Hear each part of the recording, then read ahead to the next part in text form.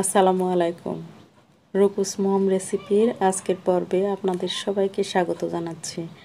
আমার আজকের পর্বে থাকছে পুরান ঢাকার বিখ্যাত একটি খাবার হাজির বিরিয়ানি। এই রেসিপিটা মূল রেসিপি পাওয়া আসলে একটু টাফ, তবে পুরান ঢাকার হাজির বিরিয়ানির যে টেক্সচার এবং টেস্ট, এটা ঠিক রেখে কিভাবে এটা আপনারা রান্না করতে পারবেন তার কিছু টিপস থাকবে এবং খুবই অল্প মশলায় কিন্তু এই রেসিপিটা হয়ে যায়। তাই রেসিপিটি না কেটে পুরো ভিডিওটি দেখার অনুরোধ রইল। প্রথমে আমি এখানে নিয়েছি 1 চামচ গোলমরিচ, একটা জয়ত্রী, 1 টেবিল চামচ আস্ত জিরা এবং কয়েক টুকরো ছোট দারচিনি, এবং নিয়েছি 10-12টা ছোট এলাচ।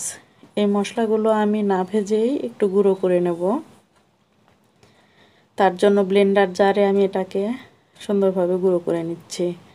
আর এখানে নিয়েছি আমি 1 কাপ মতো দুধ। এটাকে সামান্য একটু হোয়াইট ভিনেগার দিয়ে নেড়ে একটা সাইডে রেখে দিব। এটা টক দইয়ের কাজ করবে।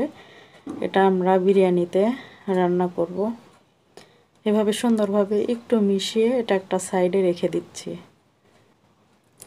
এবারে আমি এখানে নিয়েছি 1 কেজি পরিমাণ খাসির মাংস। দেখতেই পাচ্ছেন প্রত্যেকটা মাংসের টুকরোয় কিন্তু চর্বি আছে।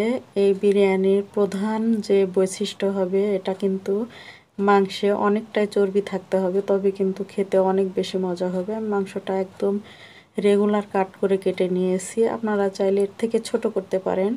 হাজির বিরিয়ানিতে সাধারণত ছোট মাংসই ইউজ করা হয়, একটু ছোট টুকরো। আমি এভাবেই রাখছি। আর এখানে 2 টেবিল চামচ বাদাম আমি বেটে নিয়েছি একটু পানি দিয়ে ব্লেন্ডারে। আর এখানে যে মশলাটা নিয়েছিলাম 3 টেবিল চামচ মশলা হয়েছে। এই মশলাই কিন্তু আমি পুরোটাই এই বিরিয়ানিতে ইউজ করব। আর এখানে নিয়েছি 20টা মতো কাঁচামরিচ ব্লেন্ড করে নিয়েছি। এগুলো একটা সাইডে রেখে দিচ্ছি। প্রথমে আমি কড়াইতে দিয়ে দিলাম 1 কাপ মতো সরিষার তেল।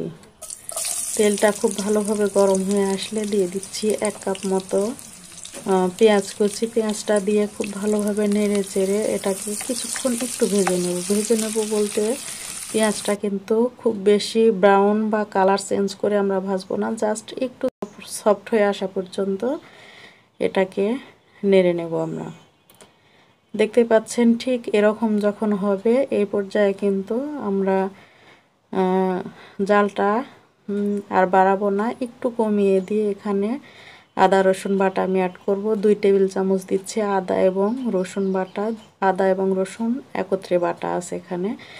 দিয়ে এটাকে একটু নেড়ে তেলের সাথে সামান্য একটু ভেজে নেব, যাতে করে কাঁচা গন্ধটা চলে যায়। এর মধ্যে কিন্তু পেঁয়াজটার কালার চেঞ্জ হবে না, যেহেতু সামান্য সফট হয়ে আসলে এটা আমি অ্যাড করলাম। এবার এখানে দিয়ে দেব সেই যে বেটে রাখা পেঁয়াজ, এই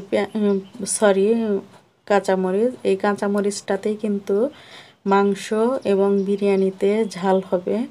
আমরা এখানে কোনো রকম লাল মরিচের গুঁড়া ইউজ করব না, তাহলে কিন্তু বিরিয়ানির কালারটা একদম পারফেক্ট হবে না। কাঁচামরিচে এর ঝালটা করতে হবে। এখানে দিয়ে দিলাম মাংস। আমি এখানে 1 কেজি মাংস আজ রান্না করব বিরিয়ানি।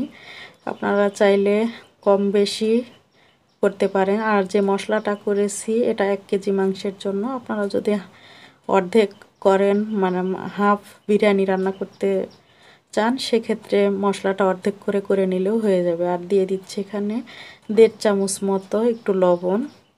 1 কেজি মাংসের জন্য 1.5 চামচ লবণ দিচ্ছি। লবণ এবং ঝাল এই মাংসে একটু মানে চখামখা হতে হবে, তাহলে কিন্তু বিরিয়ানিটা খেতে বেশি মজা হবে। দিয়ে একটু মিশিয়ে নিচ্ছি।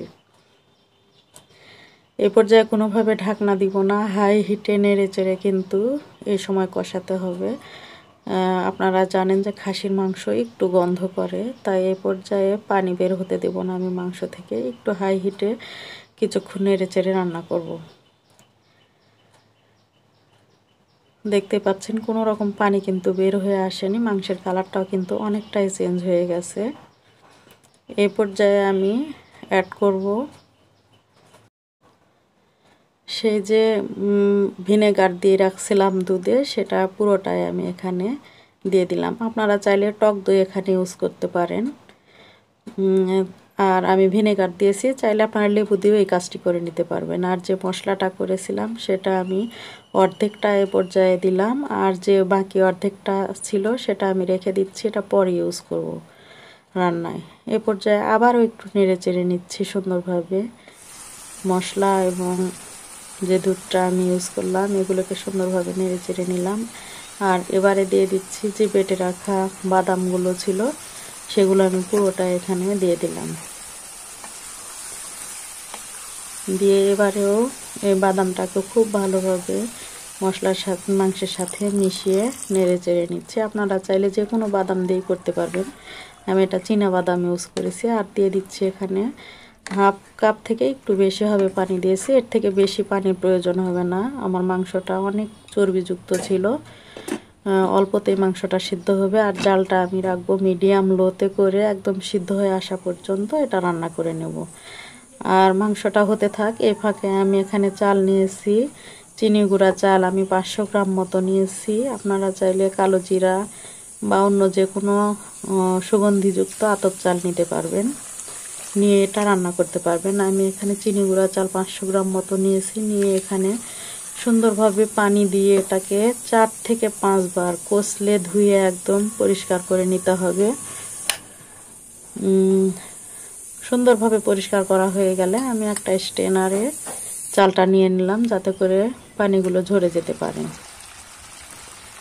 এখানে আমি ঢাকনাটা উঠিয়ে নিচ্ছি, 45 থেকে 50 মিনিট মতো হবে। এর মধ্যে সুন্দরভাবে কিন্তু দেখতে পাচ্ছেন মাংস থেকে তেলটা একদম ছেড়ে এসেছে, এবং আমি অফ ক্যামেরা একটু চেক করে নিয়েছি, মাংস কিন্তু সুন্দরভাবে সিদ্ধ হয়ে গেছে। আর কোনো রকম পানি কিন্তু নেই, দেখতেই পাচ্ছেন একদম তেলটা ছেড়ে এসছে। মশলাগুলোও কিন্তু ভুনা ভুনা হয়ে গেছে। এই মাংসে কিন্তু কোনো রকম পানি থাকা যাবে না, তাহলে পারফেক্ট বিরিয়ানিতে আসলে পানির পরিমাণটা পারফেক্ট হবে না, আর পারফেক্টভাবে তৈরিও করা যাবে না। এ পর্যায়ে এখানে আমি পানি দিয়ে দিচ্ছি বিরিয়ানি রান্নার জন্য। পানিটা এমনভাবে দিতে হবে যা চাল তার ডাবল দিতে হবে। আমি এখানে 1 কাপ দুধ ইউজ করব, এজন্য 1 কাপ পানি কম দিয়েছি। দুধটা দিলে আসলে একদম পারফেক্ট হয়ে যাবে। 1 কাপ দুধ দিয়ে দিলাম। আপনারা চাইলে গুঁড়া দুধ দিয়েও এই কাজটা করতে পারবেন, সেক্ষেত্রে যা চাল তার ডবল পানি দিতে হবে। দিয়ে দিলাম চালের জন্য 1 চামচ পরিমাণ লবণ, দিয়ে আবারও সুন্দরভাবে একটু নেড়ে চেড়ে মিশিয়ে নিচ্ছি। এখানে কিন্তু আমি গরম পানি ইউজ করেছি, দেখতে পাচ্ছেন খুব তাড়াতাড়ি পুরোটা একদম বলক হয়ে যাচ্ছে। অবশ্যই গরম পানি অ্যাড করার চেষ্টা করবেন। এখন দিয়ে দিচ্ছি ছেঁকে রাখা চাল, দিয়ে আবারও এটাকে সুন্দরভাবে মিশিয়ে নিচ্ছি।